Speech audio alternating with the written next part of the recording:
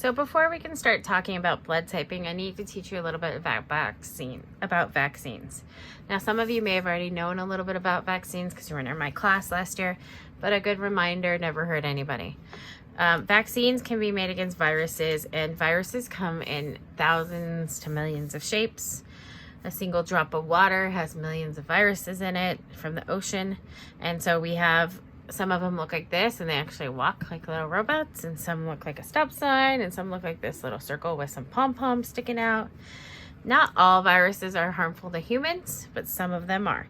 So what the scientists do who are trying to protect people from the flu is they go and they look across the world before flu season and say, what are the 3 viruses we see that we think could cause the flu this year? And they take those 3 viruses and they make a vaccine against them to protect us.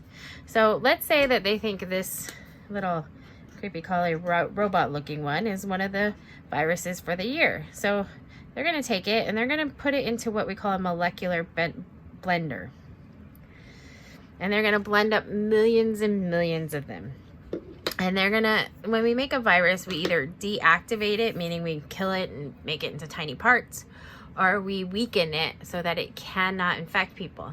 Now, sometimes when you get it injected in your arm, it hurts, it makes you tired, it might give you a little fever, it might give you a little bump, and I'm going to explain why. So once we blend it up, I'm going to zoom in on one of these.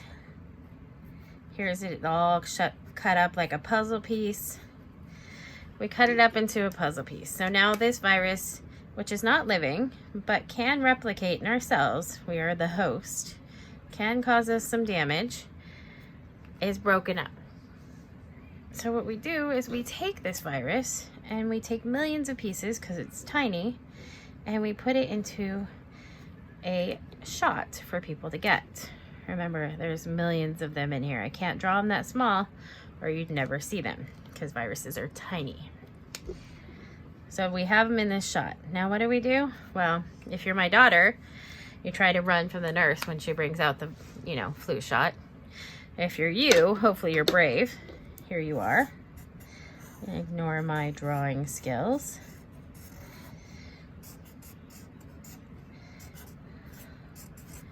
Okay, the nurse comes in and she's like, oh, I'm gonna give you the flu shot. They have 3 different viruses here, broken up, cut up, molecularly blended, and they inject them into your arm.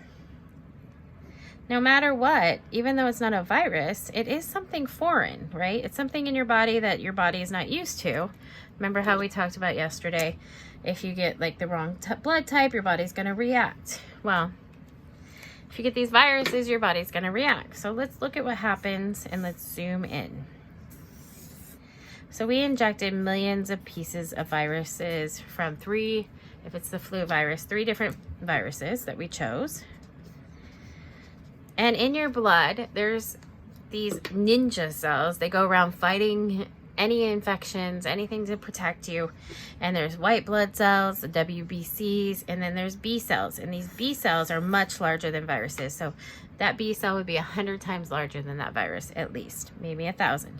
And it takes in these little takes in these little parts.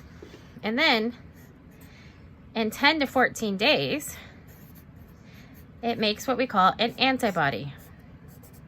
And it makes multiple antibodies. What is an antibody? Well, all these little virus parts are foreign. So our body says, let's take these foreign parts and let's make something to fight it so that we can attach to it if we see it again and we can fight it quicker. So here's an antibody against this section, and here's one that, and they're very specific, almost like a freckle on your body, has to recognize a very specific area, or like maybe that wrinkle on my finger, or that maybe that little end of my fingernail. They're very specific, but they recognize a lot of different sites on this virus. Now, 10 to 14 days, you might feel a little tired because your body is saying, hey, let's take some energy and let's make some antibodies and let's get these antibodies going so that if we see this again, we can fight it. We'll go more over what antibodies do in the next video.